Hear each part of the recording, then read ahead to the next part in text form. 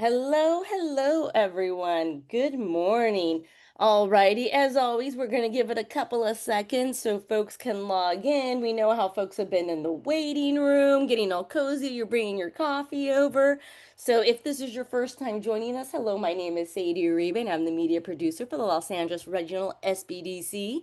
The SBDC is a national program with over 1,000 locations across the country, helping to stimulate economic growth through business advising and development. The LASBDC offers no-cost services through funding provided by the U.S. Small Business Administration, SBA, and from the California Office of the Small Business Advocate. It's your tax dollars at work.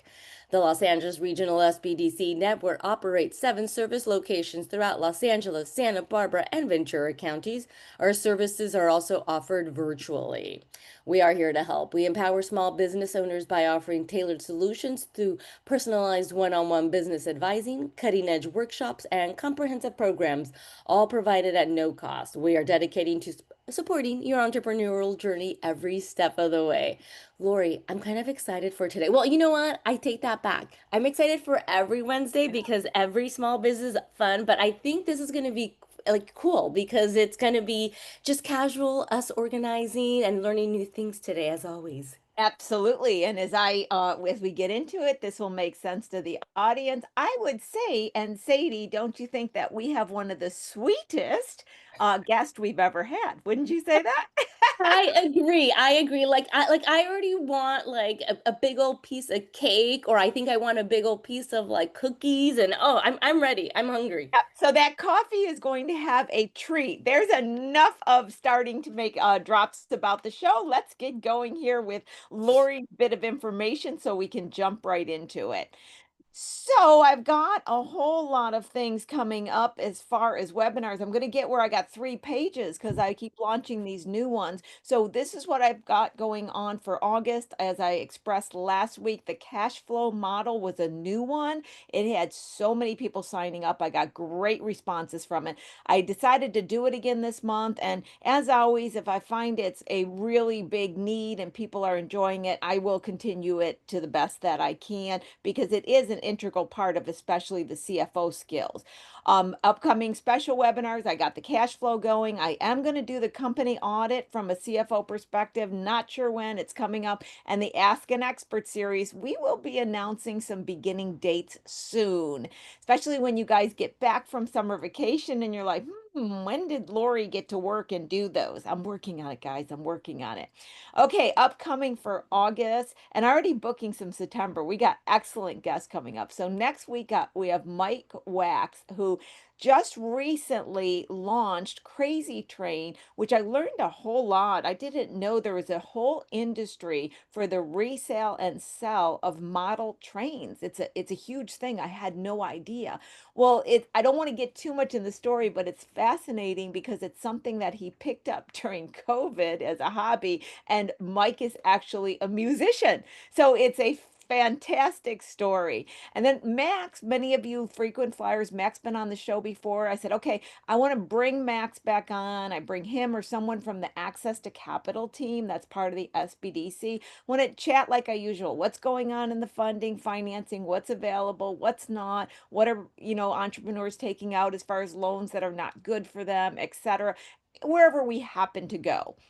Speaking of past guests, it's been some months now, but Adam was on. He has the Pitchinator way, and he works with early stage startups as well as people with customers to attract customers. And he's got this whole methodology he does to create the perfect pitch.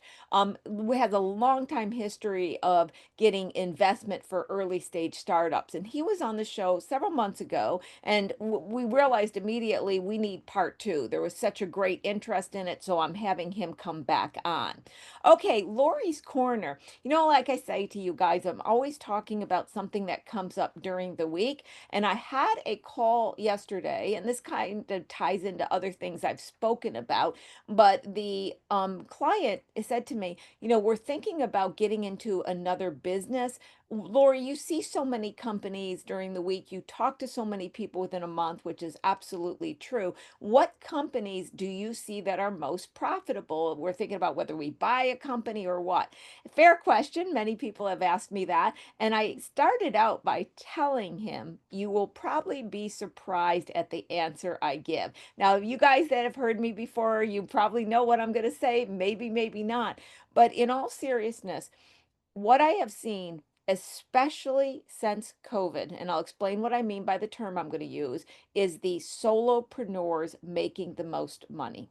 And by saying making the most money and out there, you got to buy the quart of milk, I'm referring to net profit. Don't care about revenue. I always would say you could be $1 million company revenue and make 100,000 net income. You can be a $110,000 company revenue and make 100,000. The second one's probably less stressful and more stable, believe it or not.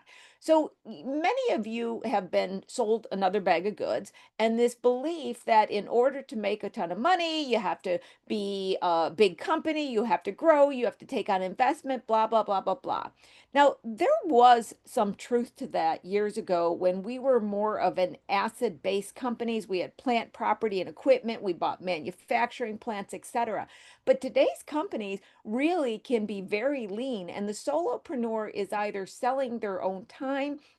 Well, they're selling their own time, but it could be a product as well. It's just they're doing it themselves. So they're not huge, their revenue's not huge, but they're able to keep more of the money because they don't have the overhead. I am seeing the solopreneurs all over I mean, it could be consultants, it could be musicians, it could be people who are creating a product at home. People are buying distribution and just doing it on Etsy or something, all these type of business models.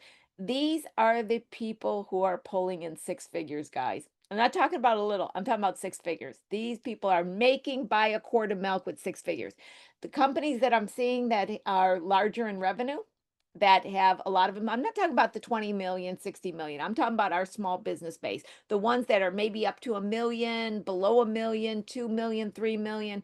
They're lucky if they're making 20, 30,000. Okay, seriously, guys. So don't underestimate the solopreneur. It's been often stated that the disadvantage is you're not creating a legacy and you're not handing it on to your kids. Fair enough. Okay, fair enough.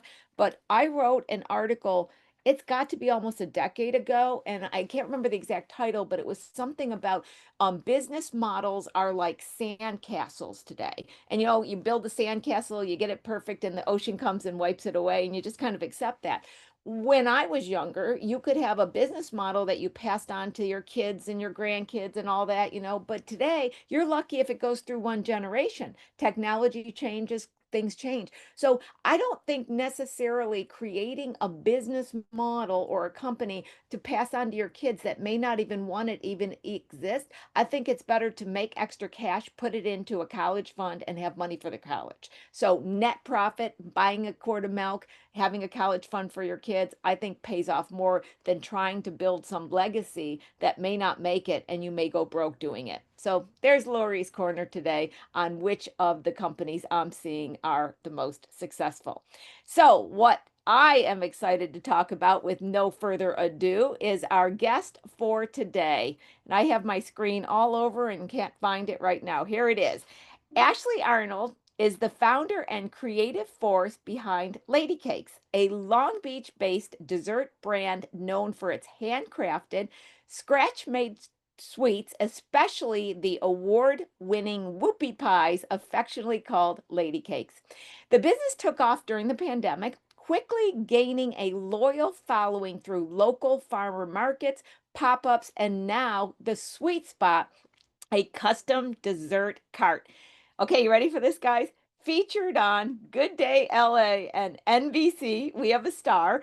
Ashley continues to spread sweetness and joy throughout the community, one treat at a time. Ashley, welcome to the show. Hi. Okay, I'm going to tell you already. I told Ashley it's just her and I talking. She said she was nervous to get on. So right away in the chat, lots of love for Ashley. Tell her there's no reason to be nervous.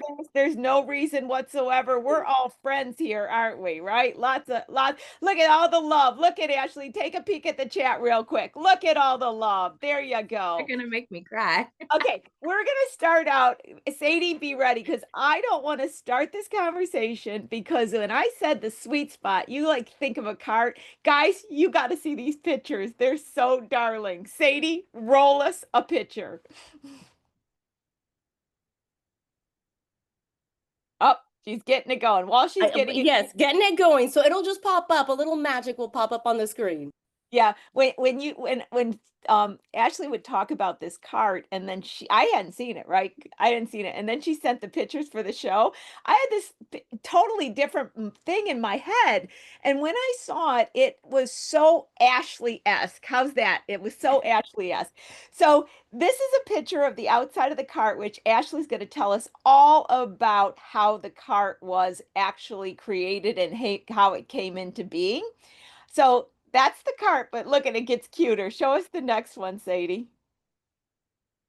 Isn't that darling? Isn't that just darling? Where was this, Ashley? Where was this?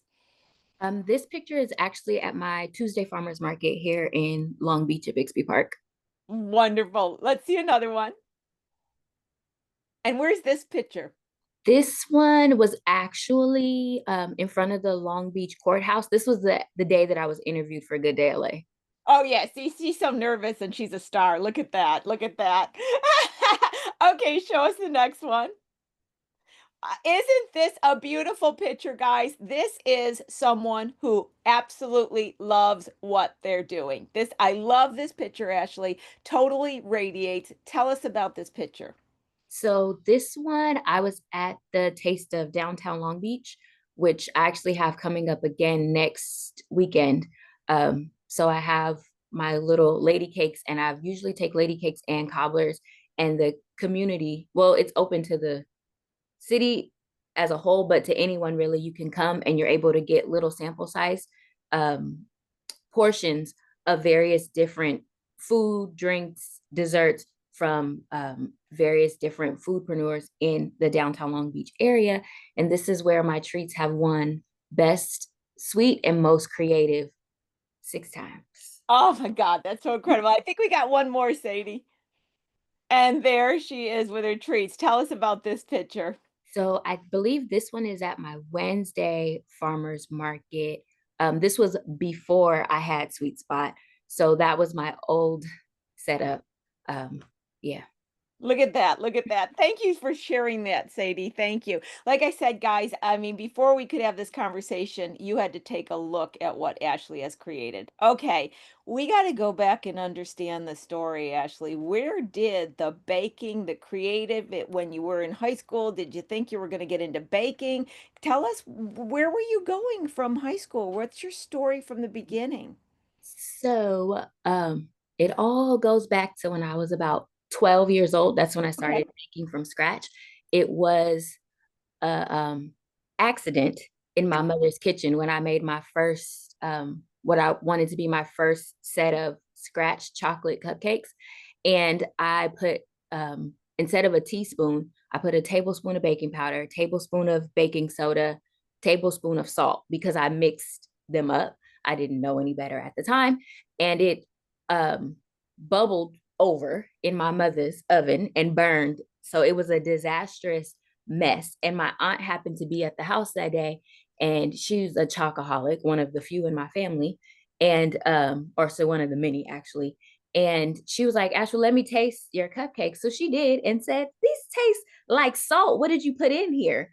And of course, it was a mess that I had to clean up. So I showed my mom and my aunt what I used, and they quickly let me know, like, girl, you use a tablespoon. You're supposed to use this little one. I was like, oh, I didn't know.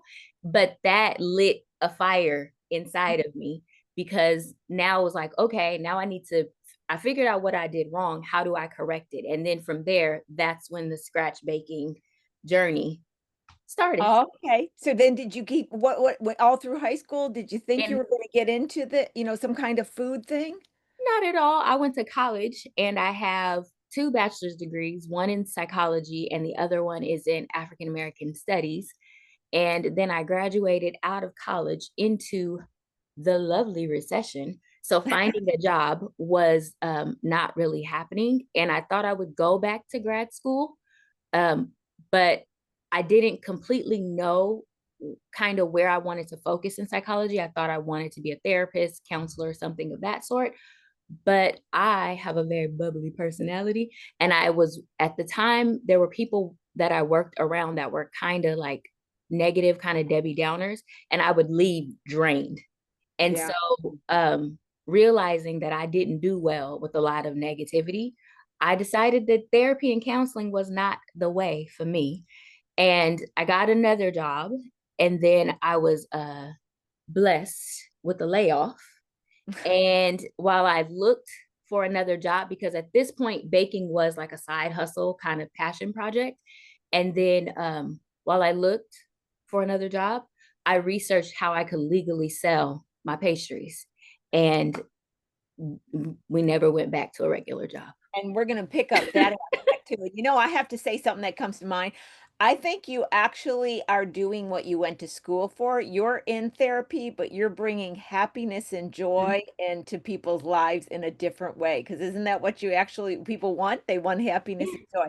I want to go back to someone that I know because we've had several conversations. Your mother was and is continues to be a great influence in your life. Tell me, Mhm. what has your mother's influence done to help you in all your aspects of entrepreneurship? I think that my mom is actually my biggest cheerleader. So anything that I want to do, that I need to do, she will come here and package anything that I need. She lets me talk her through, even if she don't understand what I'm talking about. She says, if you can explain it to me, then I know you understand what you're doing. So I was like, okay, that was even in not college, but in high school when I was in trig and pre-cal. She had no clue what I was talking about, but I could explain it to her. And so even as I go into starting Ladie Kakes and tearing up her kitchen and doing all the different festivals and packaging and selling and all the things, she'll be right there labeling, talking, telling. She can't bake you anything, but she can cook you anything and she can sell some Lady Cakes. I think that's what, and also I can't remember, but one of your treats is named after your aunt or somebody. Tell me, because you have other different family Yeah. influence. What's the treat that's named after one of your family members? So the one that's named after my mom is actually, I call it my mama's cookie because I created that cookie for her during the pandemic. And I don't want to mock how she talks, but sometimes it's kind of funny. And she wanted a cookie that had nuts and chocolate and the toffee and the little sea salt that I put on top of things.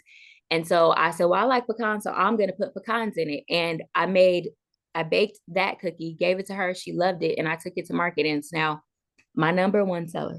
That's what I thought. I know. See, there you go. Even baking for your mom.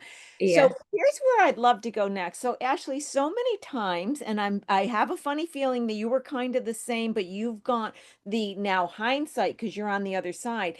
You think, okay, I'm just going to go sell some cookies at a farmer's market. It can't be that complicated, right? I just bake them Right. and I go out there, and then suddenly you're like, oh my God, there's all these government regulations, there's Mhm. permits.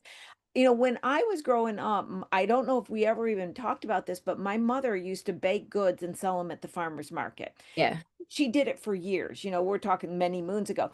I know she didn't have a business license. She did cash. I don't think she even reported to the IRS. I don't think any of that happened, you know, and nobody even thought about it. But today's world is so different. So just tell us a little bit in any angle you want to go, Ashley, like were you like, oh my God, how am I going to learn this? How did you even figure out to get the permits and everything? What was it like? And any words of wisdom? I'm going to let you go anywhere you want with that first intake of government regulation that you had to deal with.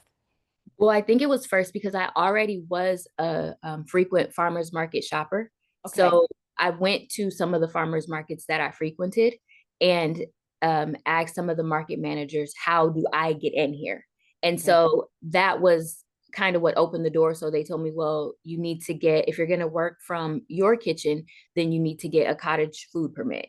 And so then, you know, you have to deal with the city, city or county. I'm in Long Beach now, so I actually deal with the city of Long Beach versus prior to when I was in La Puente, I had to work with Los Angeles County.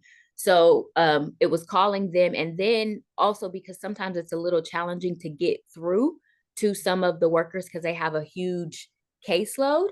Yeah. I was put in contact with some other entrepreneurs who actually had cottage food permits. And most of the ones that I talked to, they weren't doing any type of sweets. Some were like tea or spice vendors or something like that. So there was that aspect. So finding out how to get the permit, doing all of the paperwork and all of the little labels that are on all of the things, submitting those, getting them approved, having the health department come out and do the inspection.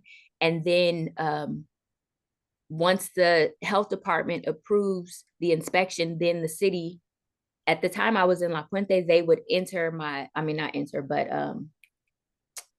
they would approve my business license. Once I came to Long Beach, it was all kind of together. Gotcha. So yeah. Now that cottage industry, you know, the permits that was created to help people like yourself and smaller Mhm. companies get into play, but many are afraid of that. I want to just get into some specifics. When they came to your house to check your kitchen and stuff, was that scary? Was it involved? Was it tricky? What was that like? At first, it's very intimidating, the thought, especially kind of like Right. being interviewed. But Right. Yeah, yeah. once No, that's why they I wanted you to tell us because many are afraid of it and you've lived through it. That's why I'm like, I'm sure other people in the audience are like, yeah, Lori, ask her about that experience. Yeah, so they come in, of course, they check the areas where you're going to be preparing. Ideally, of course, so if it's like your kitchen, your dining room, they check your bathrooms, all of the places. One, they're Wow. checking for cleanliness, making sure you have no little visitors running around or in crevices and things of that nature. They check your sanitation practices. They check how you store your things. In my case, like my different flours and sugars, they're all in their bins or canisters and they're labeled and things of that nature. So they're checking all of that. And then they ask like, whatever you don't sell, how do you store it? Where do you put it in any of the things? And so it's the process, it seems far more intimidating when you just hear about it. But once you go through it the first time, it's not as intimidating, especially if your house is clean, you know? And so then now I've done it multiple times. So it's just like, okay, they're Yeah. coming to do an inspection. Thanks for sharing that because, you know, like I said, you hear about it and you read about it, people are scared. And I had never got a chance to talk to somebody who actually went through it in their home. So that's fantastic to know. Now, with the farmers markets, it's been my experience that they're also very helpful in guiding you to what you need because they want to make sure everybody's legal when they Mhm. come there. What about the business license and everything that did they bring it up so you understood or did they not bring it up? How did you figure out all that aspect? Well, it comes into play when you apply for like the cottage permit, you have to, of course, notify, Okay. depending on where you are in LA County, you know, it's LA County that says you have, in order to operate and to do a lot of, I'm sorry, to get a lot of the different permits to operate at the different events or markets in the different cities, you need a business license that's legitimate and in good standing. And Yeah. then I'm in Long Beach. So when I applied for my cottage permit in Long Beach, then the cottage permit and the business license, they all kind of go hand in hand. And the farmers markets, depending on what city you are, some of them require you to get um, like certain cities in Orange County, I have to apply for an Orange County business license in order to sell in their city. And if that's the case, then the event organizer or the market manager will tell you if you need a 1 day permit, a 3 month permit, or I think it's an annual, not a 3 month, but they'll tell you kind of what you need oftentimes if you don't have it. And you know, as you look at it now with all this information, you didn't have that back then. And I think a reminder to all the entrepreneurs, it's a matter of just, and you give me your thoughts on this, but I sense this about you very strongly. You just keep asking questions. You're very organized, you're very diligent, you're very intelligent, and you're just like, okay, tell me what I need to do. Now tell me what I need to do. And so for new entrepreneurs, it's just a matter of keep going and kind of slowly weave through things and figure out as you continue to have conversations. Would you say that's true? Yeah, absolutely. And asking questions because, of course, as I've learned, especially in working with you, you don't know what you don't know until you don't know it. And in doing the different events, the market managers or the event organizers, they want you to come, they want you to be successful. So they're usually going to tell you all of the things that you need in order to be in compliance to be at their event. Got it, got it. Now I know there's a story behind the cart. I don't even know the full story. We never talked about it. I just know there's a story behind the cart, and that's where I wanted to get to. Tell Mhm. us the story behind the cart. So I'll try to keep it short. Nope, So, of nope. course, We want to hear the story because this is a really good story, guys. I just know it. Tell the story. So of course I sell at different farmers markets and events and things, but then there are some weeks where maybe I have a bit of a break. And I was like, okay, well, let's see what I could do. And I thought that with the permit that I already had, that I could just set up and sell anywhere in this beautiful city of Long Beach that I'm in, right? Because my permit is pretty much good for me to sell anywhere. So I thought. And so I started setting up outside of one of the banks because, people are going to give money and maybe they'll They want got to. money and they get a cookie on the way out. Yeah. Yeah. And my clientele was growing pretty well because I did it pretty consistently, like on Thursdays or Fridays or something like that. And then somebody called and reported me, right? So and I was like, but I thought I was legal because I have all of my permits. In the health department actually called and said, hey, Ashley, did you set up here? Blah, blah. And I was like, yeah. And because I've been doing farmers markets and working with the health department in the city of Long Beach, a lot of them know me because they come and inspect either my kitchen or my stand at the events. And so I said, well, I thought I could. And they said, well, I think you can, but just call business license to make sure that you don't need an additional license or permit. And so I did. And in doing so, the business license department said, oh, we just started this sidewalk to success program. So you do actually need a permit, but because you're selling food items, you need a food cart.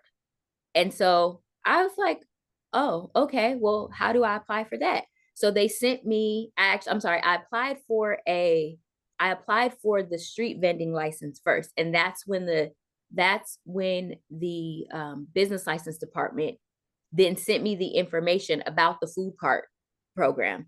And so then I contacted them and they gave me all of the information. The program hadn't even opened yet because this was like July and the program was going to start, I guess, in August. So I sent all of my information in. And because I've already been doing all of the things, apparently I had everything. I just needed the legitimate license to do street vending. And so I applied. And when the program opened, it was just, I had to wait for them to get to my area, And then once they approved it, they came out, they did an inspection again for, where I was going to store the cart and all of the things. And because I already had all of the other million permits and licenses and insurances, Yeah, million is um, true. by the time they got to my area, um, my cart, they came out and did my inspection. And I want to say within a week, it was approved. And then in January, it was the week of the fires. I was the week I was supposed to actually get it, but because of all the fires, the ceremony got postponed. And so the picture that you saw with the cart when it was still red, that was the day that I received it from the health department. I had to go pick it up, and they had a whole to do. So And walk me through, did the health department give you the cart? Do you have to buy a cart from the health department? Did they give this to you as part of the program? Fill in that little bit there. the cart actually came from the city of Long Beach. Wow. So I thought that, and I just wanted to make sure. it came. So they have their the sidewalk to success program. I think if I'm not mistaken, I was the first person to get a cart from the city. And so what it is, it's a move to get the street vendors not only legal, right, but also to make sure that their procedures and practices are sanitary and that everything is still like within guidelines and all of the things. So it's a move from kind of just the random stuff that's out there on the street to making sure that things are being prepared properly, being stored properly, being served to you properly, and that ultimately you're getting something that's not going to get you sick. And so they're the city there, I'm not sure how many carts they've given out at this point or how many more there are to give out, because mine, of course, is a warming cart. So it's actually used for, I think, like tamales, but I don't sell tamales. I warm cookies and brownies and cobbers and stuff. And yeah, so the cart, so the now like I've had it since January, and I do have to the business license and the cart permit, those I do have to pay to of course maintain and keep them annually. But the cart itself was a gift from the Wow. beautiful city of Long Beach. Okay, I have something I was getting ready to say in response, but before I do, I have to make a little note. So these beautiful cookies are even warm when people buy them?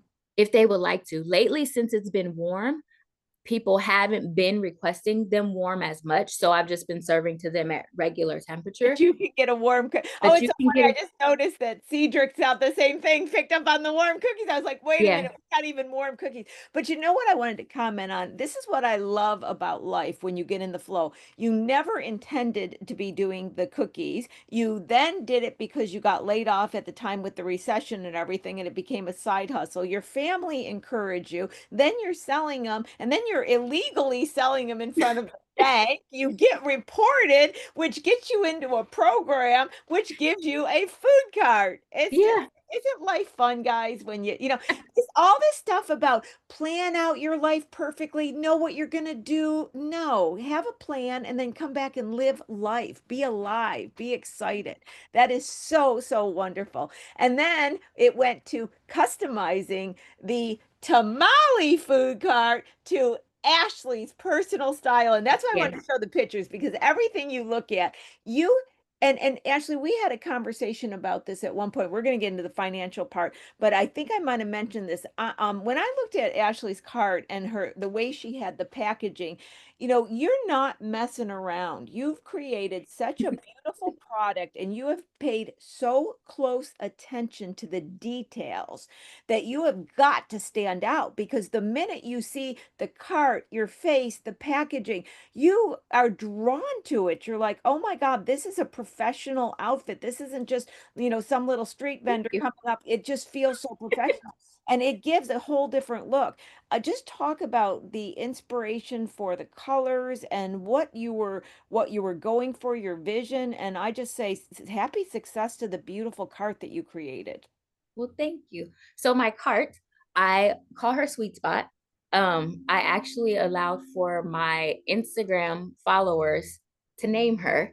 Um, Ah! and so that's how she got her name. But I knew when I received it that I didn't want her to stay red, especially because like my brand colors are coral and chocolate brown. So with all of like my banners and things of that nature, I have brown with polka dots and then some kind of coral. I call it texture. So it's not flat. Yep. And so my thought was, okay, we'll make the body of the cart some kind of corally texture. And then I kept calling them hips, but I learned they were called fenders. The hips to be brown with white polka dots. And so even when the gentleman who wrapped it for me, when I was telling him what I wanted, he was like, are you sure? And I was like, yes, I have a vision. It needs to come to fruition. And so he was like, and you're serious about these polka dots? I said, absolutely. And so after, I did the whole, this is what I want, and it finally came to be, he was like, I have to say, it looks really good. And it was, it's getting a lot of attention. And then even the umbrella, as you saw, it was white. And my mom, she was like, Ashley, you gonna leave this umbrella white? I was like, I don't know, because I don't, white is plain, it's boring to me. And so I have acrylic paint because I'm a huge DIYer, and I got a sponge and I sponged it with coral and brown. I made my own little coral mixture and I had chocolate brown and sponged it so I could Ashleyfy it because, Excellent. I love it. I love it. it didn't fit me when it was red and white. Now it looks like it belongs to me. Oh, guys, don't you just love the story? I told you we got one of the sweetest stories. So tell us about the life of an entrepreneur. You are baking the treats, you're selling the treats, you're doing the financials, you're doing it all. How do you manage to stay focused, to discipline, determine what you do? Because, like I said, just selling at farmers market is not your story. You're all over the place. You have customers that are frequently coming to you. Walk us through the life of Ashley, the entrepreneur. I think it definitely starts with I had put myself on a schedule. So I plan my day out usually the day before. My little iPhone has, the little notes page. I put everything that I'm gonna do that day in order. And sometimes, of course, the order moves around, but that's usually my schedule of how I can make sure I get all of the things done. And so I have a certain day of the week that I usually buy my supplies and do supply shopping, and even scheduling what days I do emails and email responses. So some people might get a little bit, you know, annoyed because they don't always get a response right away. But as we talked earlier, you can go down that email rabbit hole that last for hours, and scheduling even the days that I bake for whatever markets or events that I have, and whatever orders I may have, if it's depending on what days they are, where I can fit them into my market baking, or if I'm going to be up a little later or a little bit earlier preparing to fill the order. So it's nowhere near as, I'm going to say, like, flexible as most people think being an Isn't entrepreneur that the truth? Yes. is. They Yep. think, oh, I'm going to be in control of my time. And it's like, you, to a certain degree, yes, because well, for me, I have to schedule everything. But at the same time, you still have to do all of the things. They still have to be done. So, yeah. When I've talked about this on the show before, when I was in my early 20s and started my company, and this shows my age, but I talked about this story. I was on a typewriter typing up an invoice, right? And I'm just like typing like this. And I don't know what caused this moment, but I remember like it was yesterday, actually. I remember like turning my hands over and looking at my hands. And I thought, these hands have created my income for a whole year, because I had companies that I had started to work for and they went under and all this stuff happened. And just like you, I had this experience with, okay, what am I going to do now? I thought I was set with this company. I thought I was set with this company. And so it was more desperation rather than inspiration that caused me to launch my company at 25. And Mhm. that thought a year later was, okay, maybe I'm not, with some big company, but I'm in control of my own destiny and I feel secure. Tell me, from your vantage now, you've got a strict schedule, you don't have your free time as much, but how does it feel to be doing what you're doing and doing it the Ashley way? Actually, there is a level of peace and freedom there because, well, I am my own boss. Sometimes I do want to fire myself, but that's a whole other conversation. Um, I think I'm working very hard, but I'm working to build something not only for myself, but my family as well. And, that others can look up to. So it's not, there's no rule book. So I guess when you say the Ashley way, I'm learning Ashley's way as I go. Yep, yep. But you know what? I love what you just said, and I don't want the audience to miss that. You said something that my family can look up to and be inspired. Now, that, my friends, is a true legacy. Looking up to Ashley and saying, look what she did. I can do it too. From, your youngest niece or whoever you have, that is a wonderful inspiration. Absolutely. So I have to go down a road of how I got to know Ashley.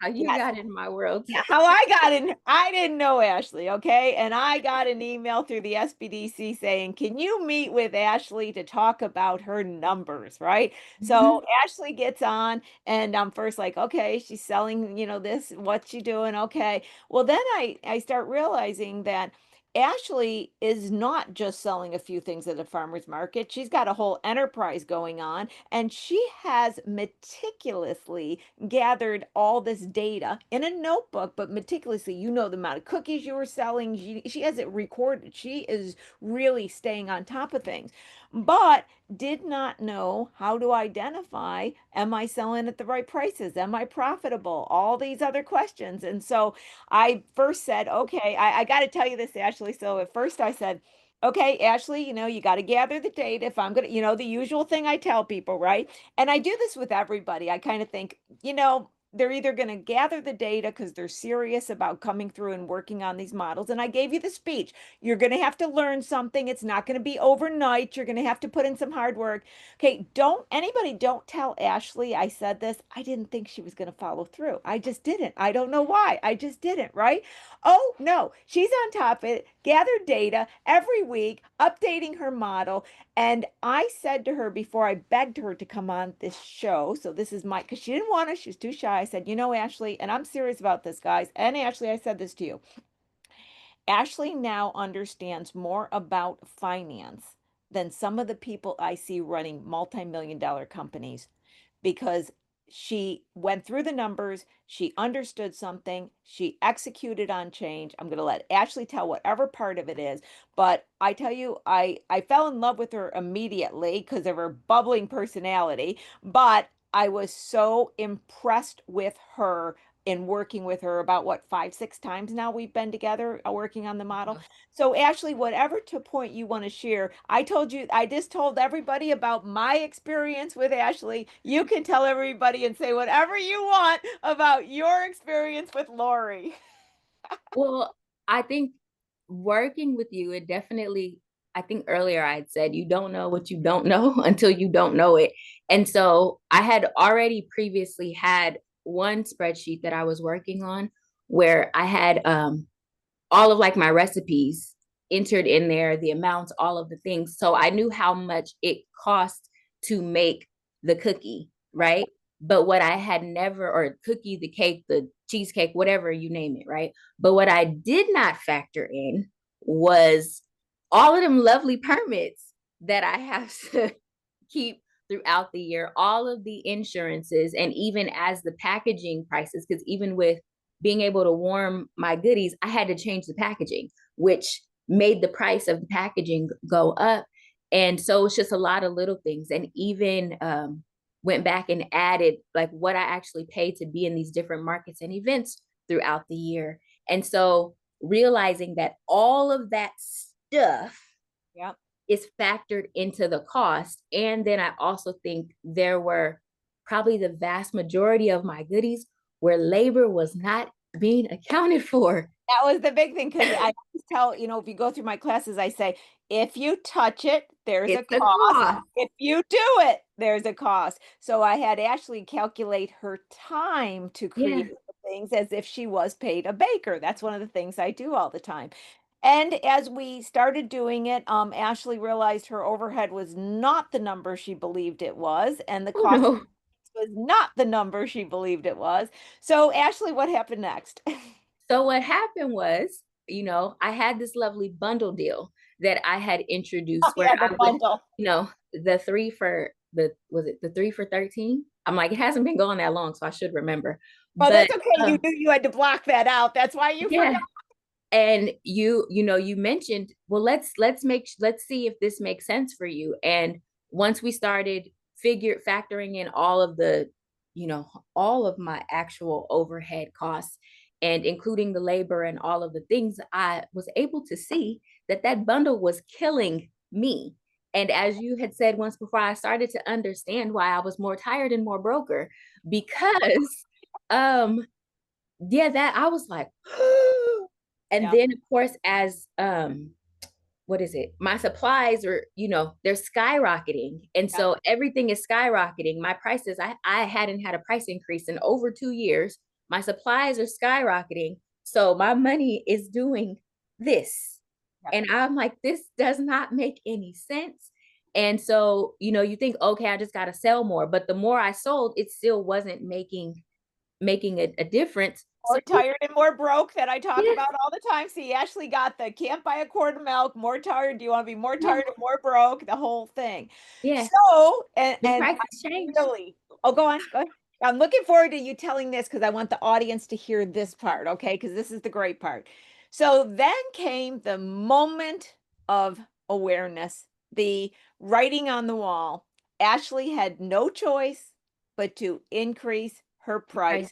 to her regular customers, the people that she has a relationship with. But Ashley was like, okay, I'm not making any money that I'm not going to get to where I need to be. And so I expected us to go around and round week after week, her not wanting to increase prices, her then, coming to the realization, no, not Ashley. The light bulb went off. She understood the situation. And then you went at it. Ashley, everybody's scared to death to raise their prices and they're Oh, I being, was well, terrified. they go, they're being harmed because of what we talked about. Please take your time and share this with the audience. What you did, how it worked, what customers said, how you got around it. Share this experience. So the first thing I did was I eliminated that bundle that we Yeah. talked about. Yeah. And then because at the time I was selling everything at the same price, and you said, I said, no, how everything could that doesn't be? cost the same. And so when we looked at the difference in the GP between each item, it was like, because this, like the mama's cookie that everybody loves, it is the most expensive cookie for me to produce, but I was selling it at the same price as everything else. So going in and figuring out the numbers, Yep. right? And then now everything is not the same price anymore. Some things are a little more, some things, nothing's less. Some things are more More, than some things others. are a lot more. Yeah. Some things are a lot more, and some things stayed the same. And of course, also eliminating the bundle. And then when I went back to market and presented this to my customers, you had some who this was their first time meeting Ladie Kakes, and they didn't know anything different. So they just paid what I was asking and kept going. And then you had others who have been my regular customers for years. And I've had some who didn't even flinch at the price increase. I had a couple who, I just saw Cameron's comment. Yesterday's I price is loved it. not today's Yesterday price. price. I love it. Um, In fact, we got it, Cameron. I got to use that one. It's going to be up there with can't buy a quart of milk. Yesterday's price is not today's price. Love that. so so that was one thing. And then I had others who, like I said, had been my regular customers for some years, and they were like, oh, your prices went up, right?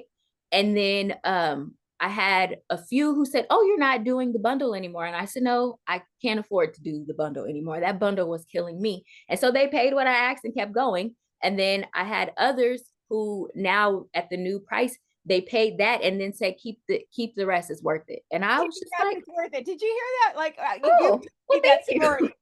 It was it an older man, if I'm not mistaken, that was like, here, keep the which one was like, take the extra That money? was actually a woman. It Oh, was that a was a woman. woman. Yeah, I and remember that story was darling. Tell us that story. you said the where she said keep the rest, keep. Yeah, yeah. Yeah, I was like, huh, because I think what she purchased at one point in time, it was a $10 item, and then now it's 12. And when she came to my booth, and she's one of my newer customers, I probably have only had her this year, and so when she gave me, I think like $15, and I went to give her change, she said, no, keep it, it's worth it. And I was like, oh, she didn't flinch about the price increase. She just said, no, it's worth it. And I'm like, okay.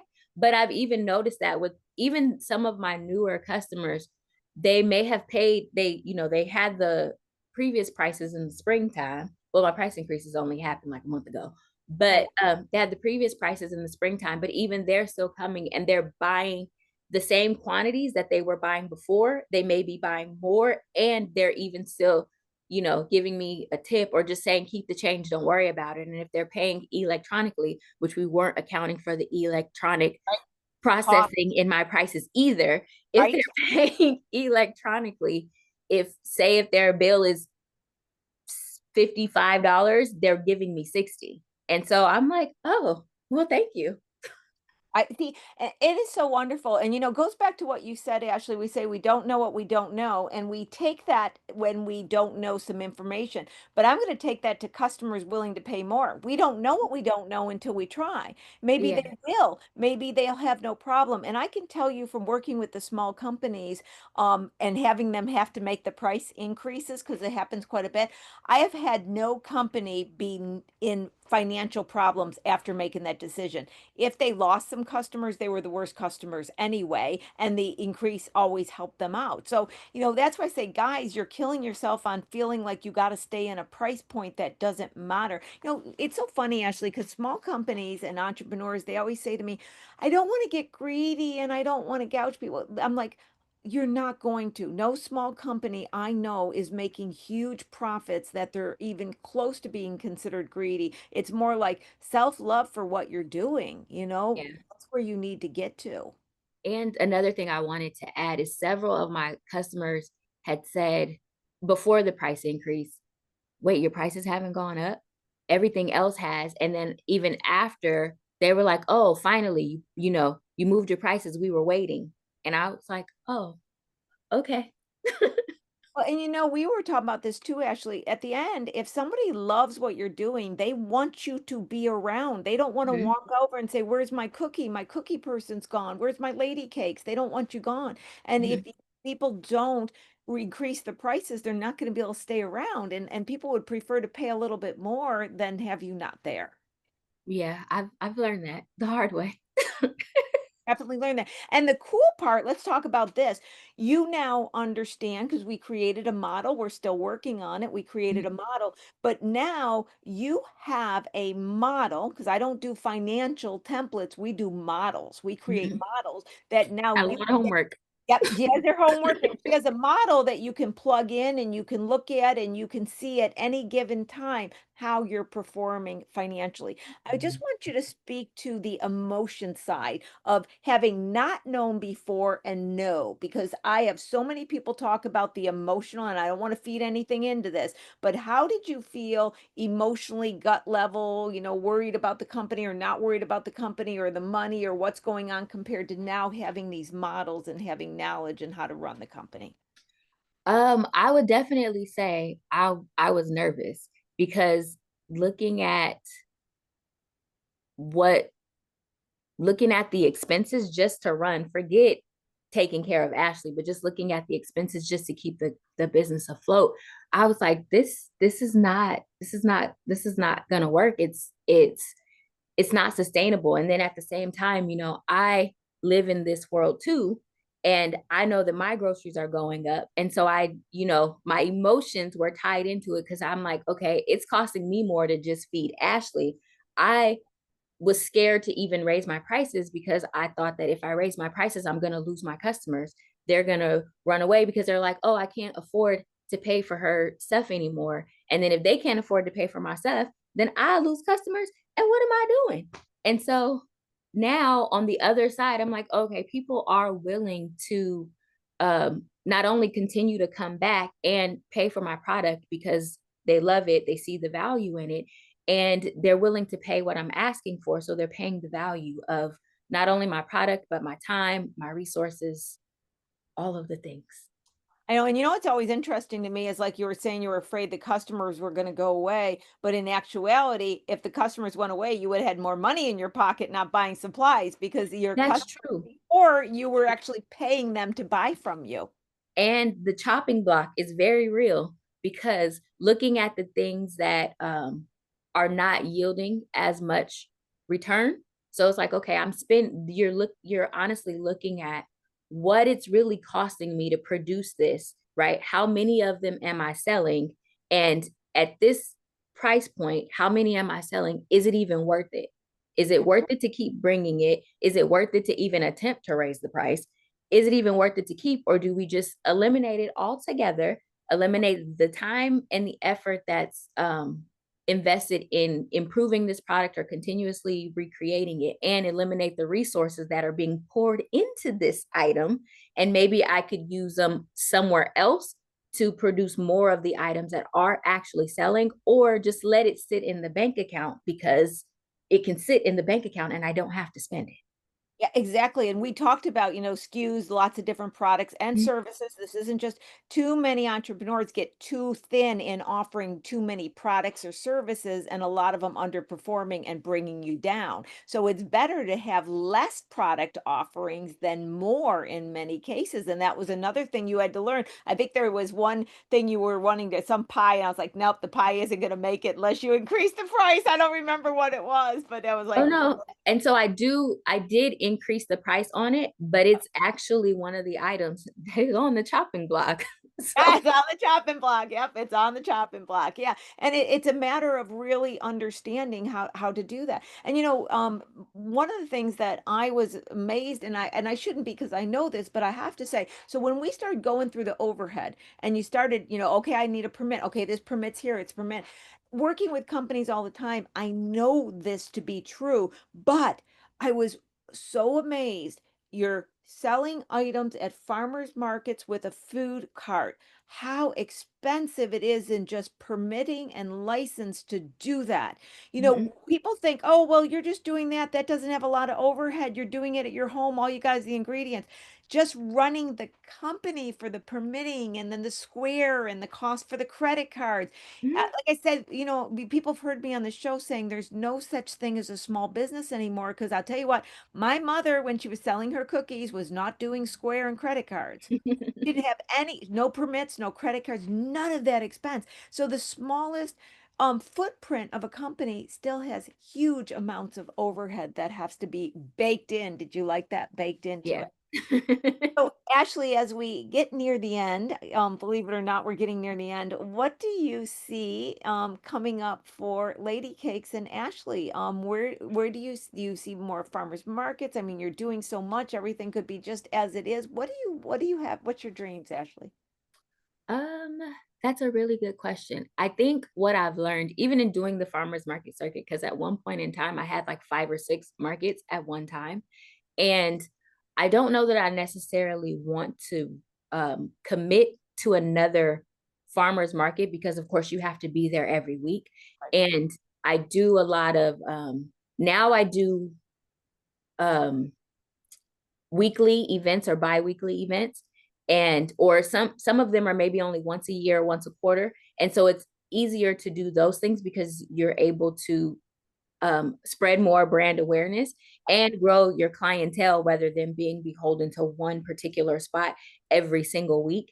And then if you have to pull out too many times, then the market managers are looking at you like, oh, we need you to be here. We want you to be here. And also, when I had multiple markets, some of them were not nearly as profitable. And when I would do multiple events and have to bring in someone to cover that particular market, I had to pay them to cover a market that may not have been quite as profitable. So it wasn't necessarily worth it. And so at some point down the line, my goal has always been to have a brick and mortar location. But even in talking with some other individuals whom I know who do have brick and mortar locations, and when I was researching it, even probably in the last couple of years, you realize exactly how expensive it is even to have a brick and mortar location. So even if at some point I do still want one, but I don't need anything massive, probably would still be small, just large enough for me to be able to produce what I need to produce and then still sell there. And maybe at that point in time, I'll have more markets or more different accounts, and then perhaps have a team of people that can sell at these different events for me so that it's not always just the Ashley show.